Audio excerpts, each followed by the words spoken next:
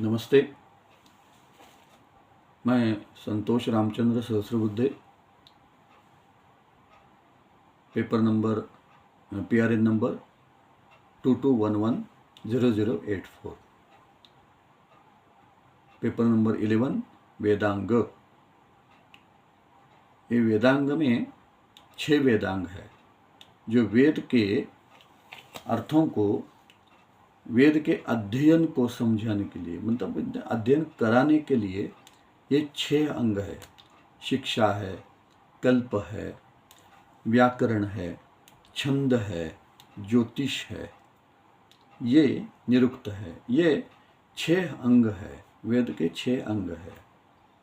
इसे वेदांग कहते हैं। जो वेदों का अंग है वो वेदांग है। इनमें से एक महत्वपूर्ण अंग है जो व्याकरण है। व्याकरते इति व्याकरण है, मतलब जो वर्णों पर संस्कार करता है और पद बनाता है। अब जो पद बने हुए हैं उसके अर्थ निकालने में जो सहायक होता है, जो पदों का निर्माण भी करता है और निर्मित पदों को यथोचित उपयोग में लाने के लिए उन पर भी संस्कार करता है, ऐसा जो शास्त्र है उस वेदांग को व्याकरण कहते हैं।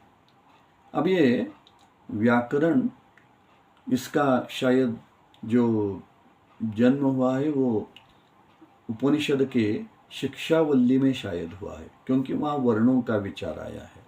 शिक्षावल्ली में वर्णों का विचार आया है। शिक्षा एक वेदांग ही है।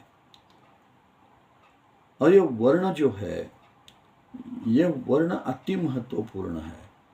जो भाषा बनाते हैं, विश्व में अनेक भाषाएं हैं, बोली जाती हैं, लेकिन उनके वर्ण जो है वो वर्ण को सिद्धांतों में, पदों में बदलने का साहस, सामर्थ्य ये वेदांग व्याकरण में है। मतलब व्याकरण, यही संज्ञा इतनी बड़ी है। व्याकरण, करण, ये इंद्रियों को करण बोलते हैं। व्याकरण को 6 करण होते हैं। जो इंद्रियों के को करण बोलते हैं, व्याकरण जो पदों को, पदों जैसे करण को जो अलंकृत करता है, तो समासों से अलंकृत करता है, संधि से अलंकृत करता है, वाक्यों से, छंदों से, विसर्गों से, अनुस्वार से, उनसे भी न, य, ये जो है ये भी बहुत अलंकारित करता है, व्याकृति करता है वो। व्याकरण, वर्णों के पदों को निर्मित हुआ ये जो व्याकरण है, इसके मेरे ख्याल से पहले आचार्य वो इंद्र है, उसके बाद प्रजापति है, उसके बाद पतंजलि है, और वर्तमान समय में जिनका बहुत चलता है, मतलब जिसका अध्ययन किया जाता है, लघु सिद्धांत कौमुदी, सिद्धांत कौमुदी आदि जो ग्रंथ आचार्यों ने लिखे हैं, उनके प्रधान आचार्य वो पाणिनि है, जिन्होंने 14 सूत्र, जिन्हें माहेश्वर सूत्र कहते हैं, भगवान शंकर के डमरू से निकाले ये 14 सूत्र है। और ये नवपंचवारम ऐसा उसे कहा जाता है। ये 14 सूत्र पर उन्होंने, मतलब माहेश्वर सूत्र पर उन्होंने जो व्याकरण की रचना की है वो है अष्टाध्यायी है, जिसमें 8 अध्याय है और लगभग 4000 सूत्र है।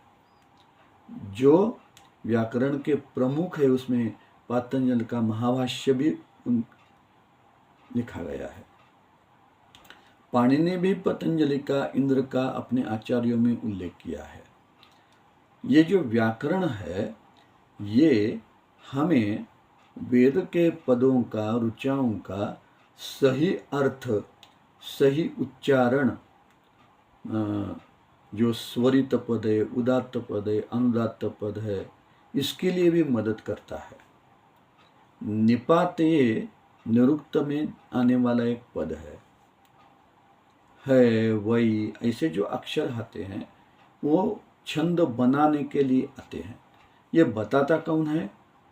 ये व्याकरण बताता है कि इनके कोई अर्थ नहीं है, लेकिन ये छंद पूरा करने के लिए ये बनाए गए।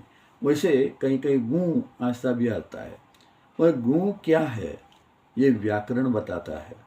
ये माहेश्वर सूत्र के आधार पर पाणिनि ने जो व्याकरण लिखा है, उनका कई अध्ययन करने के बाद, उसका मनन करने के बाद ही आपके समझ में आ सकता है कि ये व्याकरण। और एक बात है, जो अलंकारिक भाषा है और सीधी सादी भाषा है, जो इंद्र की स्तुति करता है वो अलंकारिक करता है। उसमें कौन सा तो छंद है, उसमें कौन से स्वर लगते हैं जिससे इंद्र रिझे। लेकिन इंद्र की स्तुति हो रही है या इंद्र की निंदा हो रही है, ये इंद्र को समझाने के लिए ये व्याकरण है। क्योंकि वो त्वष्टा का जो प्रसंग आता है ना, वो त्वष्टा ने वो ऋचा गलत रीति से बताई तो उसका अर्थ विपरीत हुआ और उसका उसे दंड भी भुगतना पड़ा, क्योंकि वो व्याकरण का ज्ञाता था, लेकिन उसके व्याकरण में वो थोड़ा मतलब उन्होंने अध्ययन तपस्या उतनी नहीं की होगी। तो वेदांगों में ये व्याकरण इसीलिए अत्यंत महत्वपूर्ण ऐसा तो विषय है। इसे समझाने के लिए बरसों बरस बीत जाते हैं, लेकिन अच्छे गुरु के पास जाकर ये व्याकरण को सीख लेना चाहिए, उसका अध्ययन करना चाहिए, पुरुषार्थ करना होता है, परिश्रम करना होता है, फिर ये व्याकरण आत्मसात होता है। व्याकरण आत्मसात होने के बाद ही आप कई संस्कृत, कई प्राकृत, कई वेद ऋचाओं के योग्य अर्थों को योग्य तरह से आप पहुंचा सकते हैं और उसका आनंद ले सकते हैं। धन्यवाद।